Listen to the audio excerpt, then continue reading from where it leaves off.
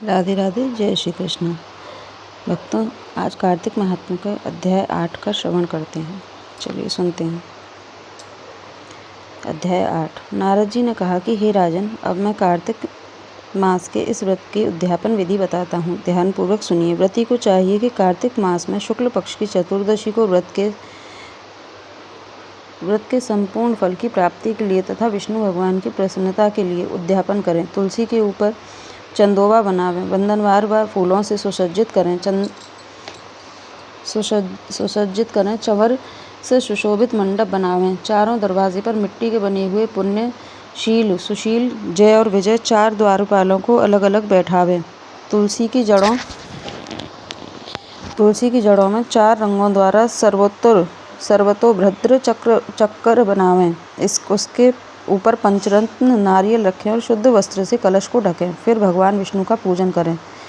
द्वादशी को भगवान विष्णु जागे थे। त्रयोदशी को देवताओं ने उनके दर्शन किए थे। चतुर्दशी को देवताओं ने उनका पूजन किया था। इसीलिए भगवान विष्णु की उद्यापन पूजा की जाती है।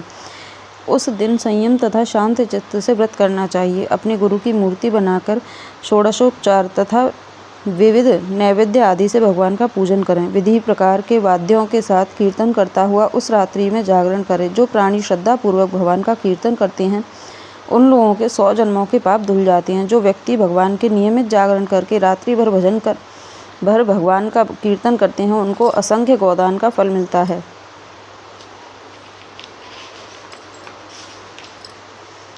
जो लोग भगवान की मूर्ति के सामने नृत्य गान करते हैं उनके अनेक जन्मों के एकत्रित पाप नष्ट हो जाते हैं। जो लोग भगवान के सम्मुख बैठकर कीर्तन करते हैं और बंशी आदि बजाकर भगवत भक्तों को प्रसन्न करते हैं और भक्ति से रात्रि भर जागरण करता है उसे करोड़ों तीर्थ करने का फल मिलता है। पूर्णमासी को अपनी पत्नी सहित वेद पाठी ब्राह्मणों को या केवल एक ही श्रेष्ठ ब्राह्मण को उसकी पत्नी सहित बुलावे और उन्हें खीर आदि का मधुर भोजन करावे और यथाशक्ति दक्षिणा देवे।